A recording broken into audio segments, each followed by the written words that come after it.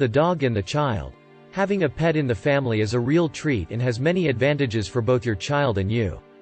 How to make sure that everything goes well? Here are some simple rules to follow to avoid behavioral drifts resulting from hierarchy disorders. The benefits of animals for a child. It is recognized that having a dog has physical benefits by getting us moving, going out to walk it, but the benefits are also psychological and especially for children. Several studies have shown that having an animal facilitates contact and interaction with others in young children.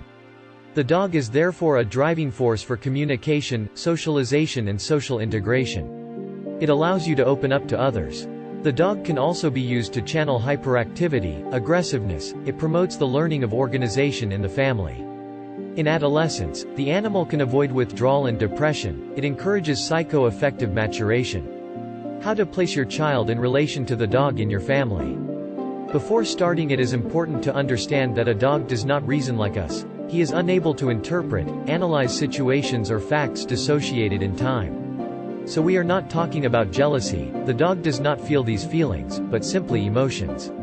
The dog lives in a world governed by the rules of hierarchy. If he disputes something, he tries to enforce the rules as he thinks they are established. It is therefore important that you are the pack leader of your family, but it is also important that your child is in a hierarchical position superior to that of your dog. Don't hesitate to pet your dog often when you carry your child in your arms, so you place your child higher than him. This will reinforce his hierarchical position. Always associate your children with your dog's favorite activities such as play, so he will appreciate the presence of children all the more because it means having a good time. If you have to reprimand your child for something he did in front of the dog, never do it in front of the animal. Get the dog out of the room first and talk to your child afterwards. The dog must not be tempted to play an educator role. If you have to reprimand your dog and your child is present, always place your child next to you. You have to unite, like a coalition. This reinforces everyone's authority in place. You should never leave a baby or a young child alone with a dog. One does not yet control his movements well or does not yet know the language of the dog, and the other remains an animal with reactions that can be primitive even if his intention is not to harm the child.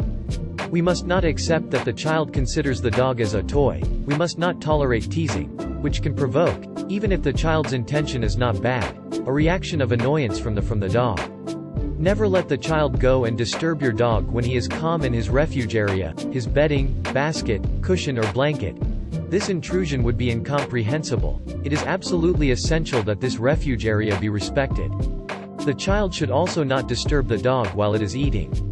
Similarly, the dog should not be allowed to sleep with the child in his bedroom or bed.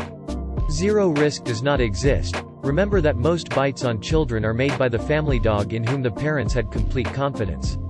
There is no breed more adapted to living with dogs. As children, the females aren't any kinder to them than the males either. There are no rules, apart from those of the hierarchy of the family pack.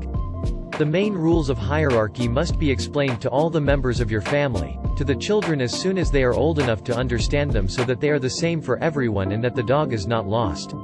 Should you give in to your child's request? The purchase of a dog must above all be a thoughtful act. You must take into consideration several points. The whole family must want your new companion and be ready to invest their time. A dog needs walks, games, especially for puppies, but everyone will also have to participate in the education of the newcomer as well as the repair of any damage. Adopting a dog just to please your child is not a good idea.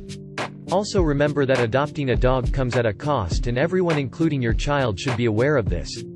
In addition, sometimes you have to have your dog looked after. In case of departure for the weekend or on vacation, it is then necessary to find him a pension, which is not always easy. Childless dog. If you have a dog, if you don't have children, your dog may come across one, when you walk it or with friends or family. Here are some tips to avoid any risk. Remind your dog, he must stay at your feet so that you can keep control of him. Always remain vigilant. A child does not always control his movements well, and your dog may have fear reactions, primitive and unpredictable.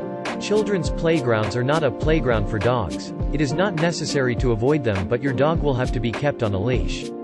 Never let your dog come and go as he pleases outside your home. He is under your responsibility. If anything happens, you will be responsible for it.